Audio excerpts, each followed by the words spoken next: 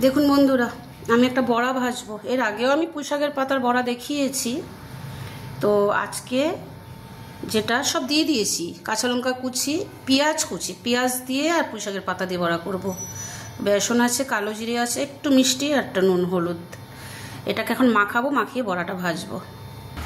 আমি মাখাচ্ছি কিন্তু একটুও জল দেবেন না। মাখাতে মাখাতে দেখবেন জল বেরিয়ে যাবে। জল দিলেই না পাতলা হয়ে যাবে, বড়াগুলো না মুচমুচে হবে না। আমি মেখে দেখাচ্ছি। দেখুন আমি এইভাবে মাখিয়ে নিয়েছি, দেখেছেন? একটু কিন্তু জল দিইনি আমি। এই যে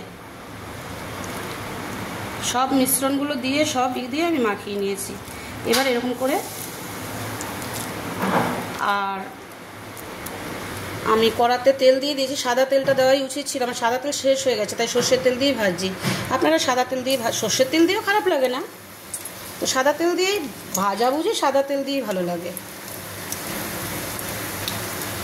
একটু কমিয়ে কমিয়ে না আঁচটা ভাজবে, নাহলে না পুড়ে যাবে। তাহলে বেশ সুন্দর হয়, মচমচে হয়।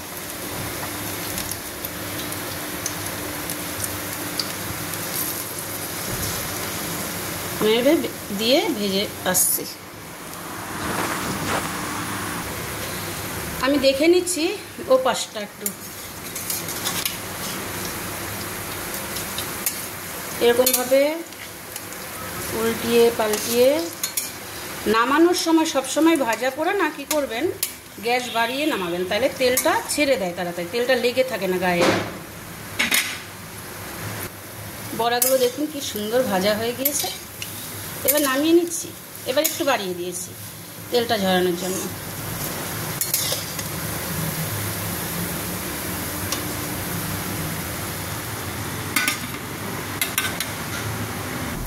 তাহলে কি ভাবছেন, এরকম গরম গরম বড়া ভেজে নেবেন, শুকনো ভাত দিয়ে একটু ঘি ঠি দিয়ে মেখে কাঁচা লঙ্কা দিয়ে কিন্তু জমে যাবে। ঠিক আছে, আবার পরে দেখা হবে, কথা হবে।